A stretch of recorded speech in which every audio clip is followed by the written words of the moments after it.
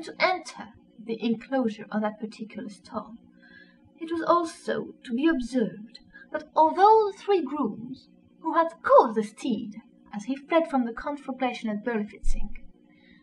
had succeeded in arresting his course by means of a chain bridle and noose, yet no one of the 3 could with any certainty affirm that he had, during that dangerous struggle, or at any period thereafter, actually placed his hand upon the body of the beast. Instances of peculiar intelligence in the demeanour of a noble and high-spirited horse are not to be supposed capable of exciting unreasonable attention, especially among men who, daily trained to the labours of the chase, might appear well acquainted with the sagacity of a horse. But there were certain circumstances which intruded themselves perforce upon the most sceptical and phlegmatic, and it is said that there were times when the animal caused the gaping crowd who stood around to recoil in horror from the deep and impressive meaning of his terrible stamp, times when the young Metzengerstein turned pale and shrank away from the rapid and searching expression of his earnest and human-looking eye. Among all the retinue of the Baron, however, none were found to doubt the ardour of that extraordinary affection which existed on the part of the young nobleman for the fiery qualities of his horse. At least, none but an insignificant and misshapen little page, whose deformities were in everybody's way, and whose opinions were of the least possible importance. He, if his ideas are worth mentioning at all, had the effrontery to assert that his master never vaulted into the saddle without an unaccountable and almost imperceptible shudder, that, upon his return from every long-continued and habitual ride, an expression of triumphant malignity distorted every muscle in his countenance. One tempestuous night,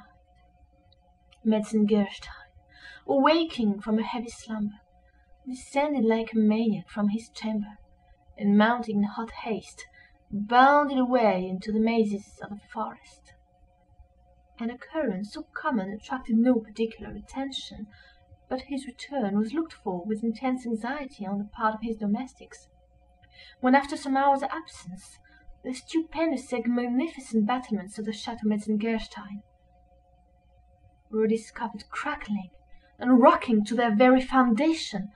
under the influence of a dense and livid mass of ungovernable fire. As the flames, when first seen,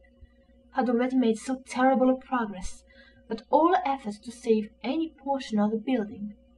were evidently futile, the astonished neighborhood stood idly around in silence and pathetic wonder. But a new and fearful object soon riveted the attention of the multitude, and proved how much more intense is the excitement wrought in the feelings of the crowd by the contemplation of human agony, than that brought about by the most appalling spectacles of inanimate matter. Up the long avenue of aged oaks which led from the forest to the main entrance of the Chateau Metzengerstein, a steed, bearing an unbonneted and disordered rider, was seen leaping with an impetuosity which outstripped the very demon of the tempest. The career of the horseman was indisputably, on his own part, uncontrollable. The agony of his countenance, the convulsive struggle of his frame, gave evidence of superhuman exertion, but no sound, save a solitary shriek, escaped from his lacerated lips, which were bitten through and through with an intensity of terror. One instant, and the clattering of hoofs resounded sharply and shrilly above the roaring of the flames and the shrieking of the winds. Another, and, clearing at a single plunge the gateway and the moat, the steed bounded far up the tottering staircases of the palace, and with its rider disappeared amid a whirlwind of chaotic fire. The fury of the tempest